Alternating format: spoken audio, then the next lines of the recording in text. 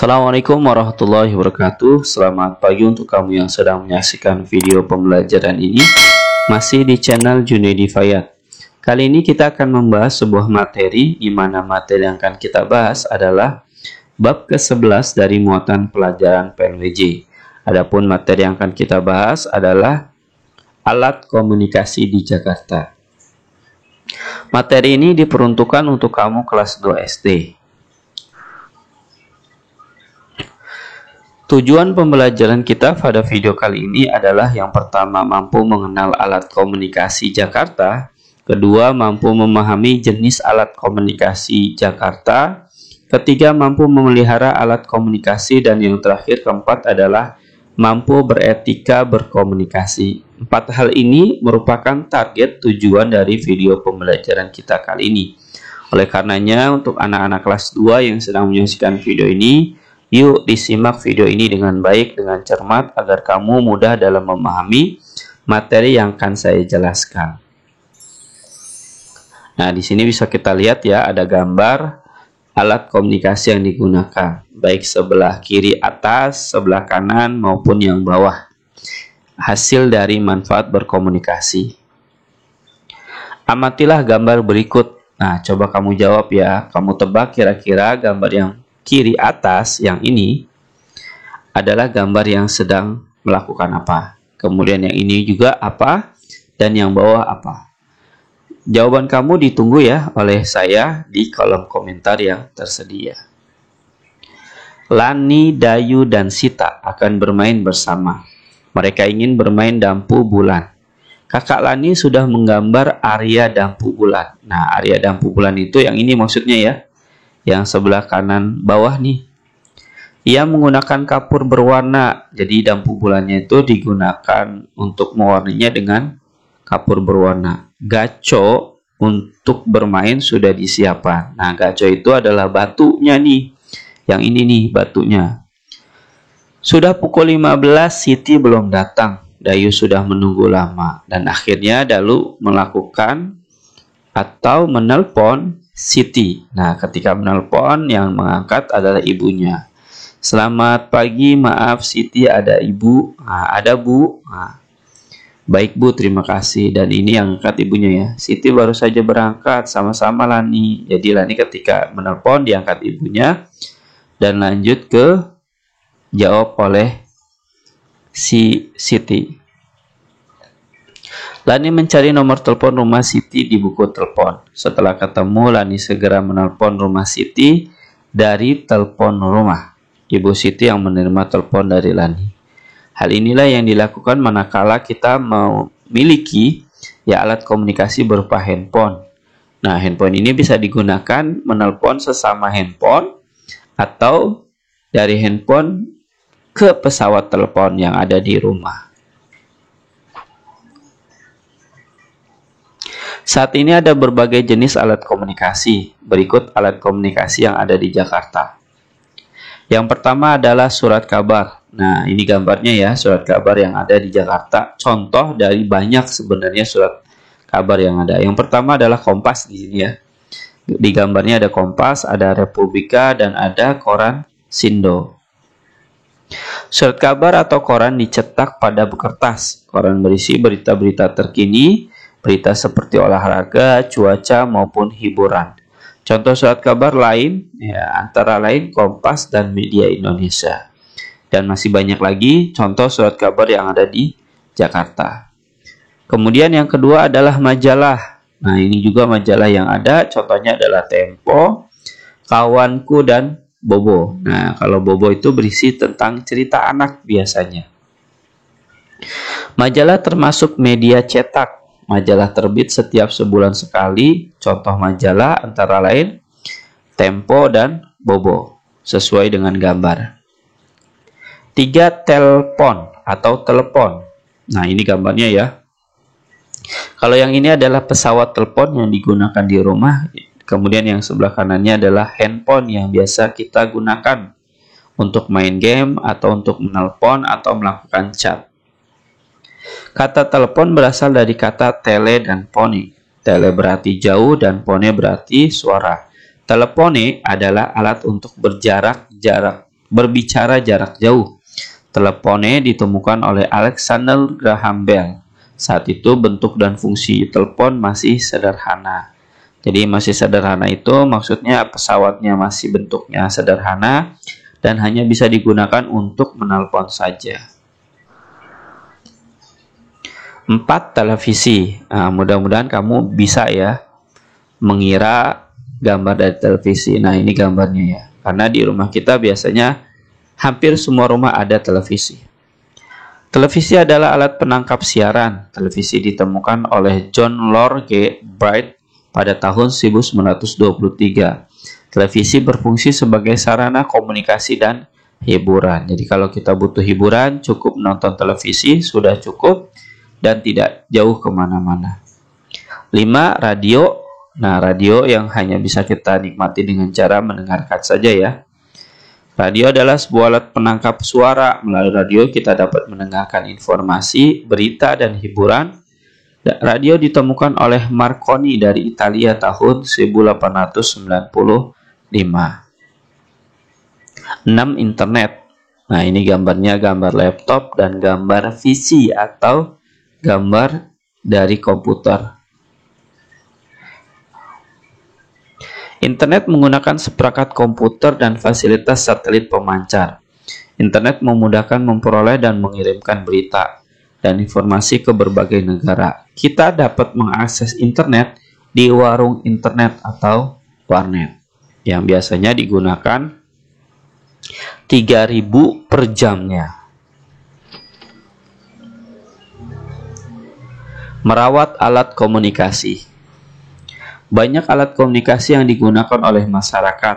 Ada koran, majalah, telepon genggam, radio, maupun internet. Media komunikasi perlu dirawat secara rutin. Tujuannya agar media komunikasi tersebut dapat awet atau tahan lama.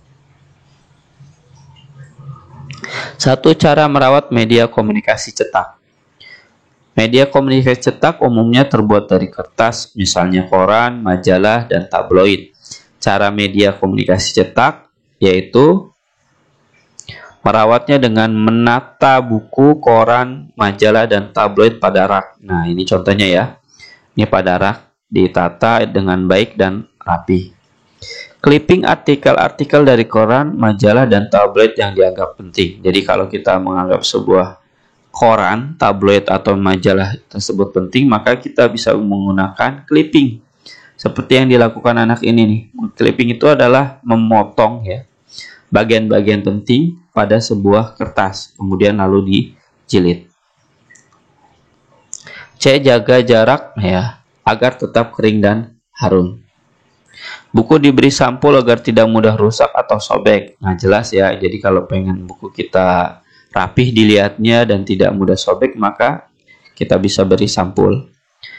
E. Tata buku berdasarkan tema buku, tujuannya agar mudah mencarinya. F. Kembalikan buku, koran, dan majalah ke rak setelah selesai dibaca. Jadi kalau sudah bacanya selesai, maka kembalikan ke tempat semula ketika kita mengambilnya.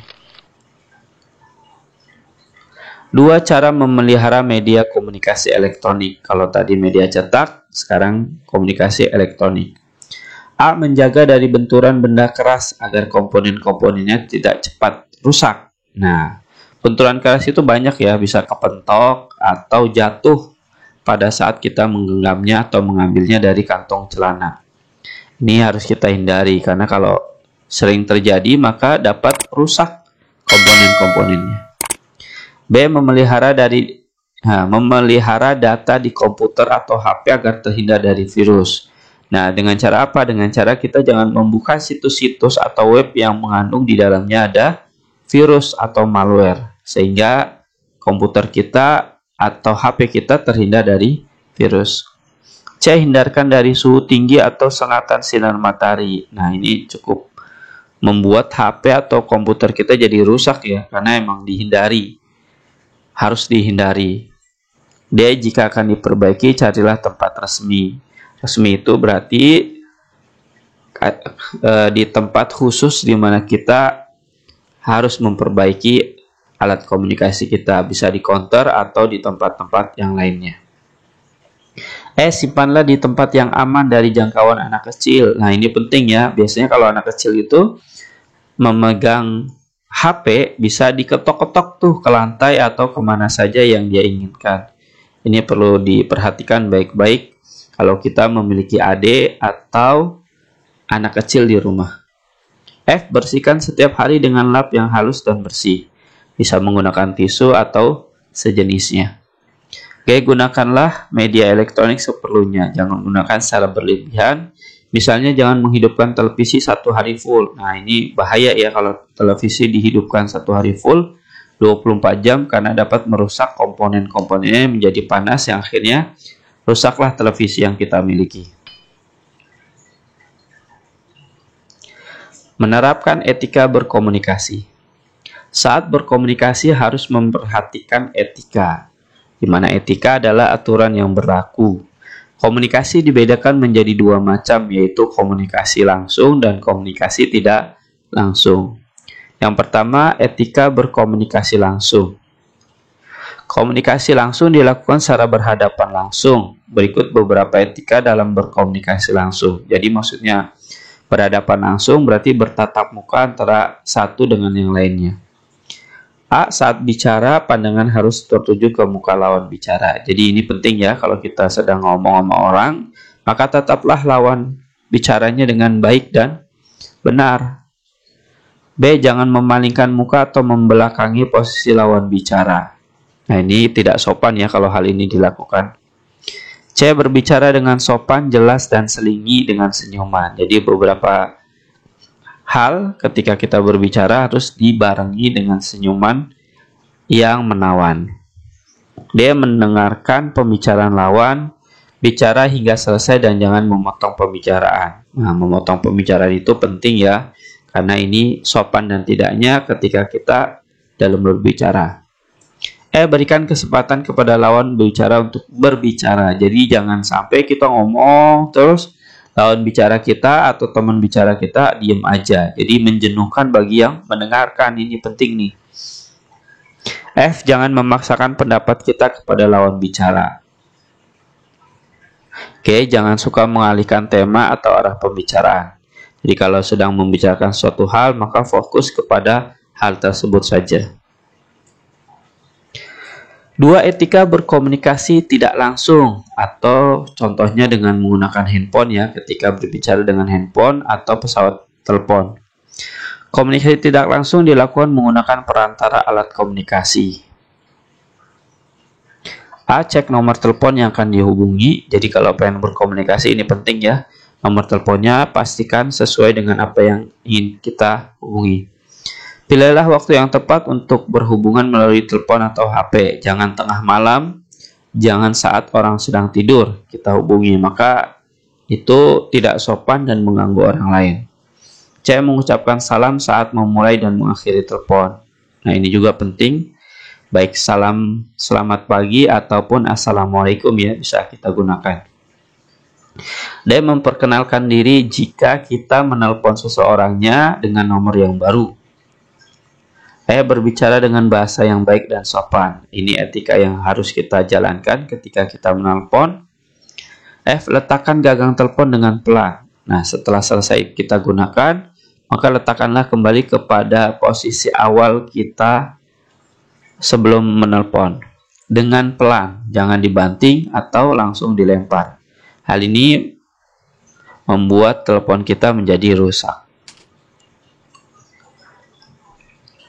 Setelah kamu menyaksikan video ini dari awal hingga akhir, kemudian kamu menemukan soal latihan berikut. Nah, anak-anak kelas 2 silahkan kamu jawab ya soalnya. Dimana soal ini adalah materi yang tadi sudah kita bahas dari awal hingga akhir. Jawablah dengan jawaban yang benar dan tepat, dimana jawabannya tadi adalah jawabannya sesuai dengan materi yang kita bahas. Jika anak-anak kelas 2 menemukan kesulitan, silakan kamu coba dengan menonton video ini dari awal hingga akhir. Mudah-mudahan dengan cara tersebut kamu dapat menjawabnya dengan jawaban yang benar dan tepat. Jawablah hasil karya kamu sendiri, tidak menerima bantuan dari orang lain. Selamat mengerjakan, selamat mencoba. Saya doakan kamu bisa dalam menjawabnya dengan jawaban yang benar. Demikianlah pembahasan kita pada materi ini, di mana bab ke-11 dari muatan pelajaran PLBJ. Terima kasih telah menyaksikan video pembelajaran ini. Sekian dari saya. Wassalamualaikum warahmatullahi wabarakatuh.